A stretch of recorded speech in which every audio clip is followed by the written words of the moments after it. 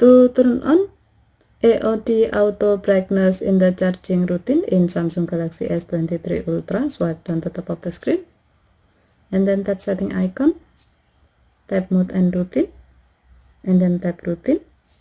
While you are in the routine screen, tap charging routine, tap always on display, and then tap the gray on option next to auto brightness to turn on this option. When the switch turns blue, it means that this option is on. Next, tap done button to save the change.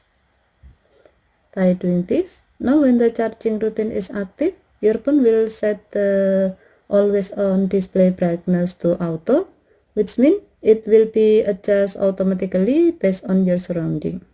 Okay, thank you for watching. Have a nice day.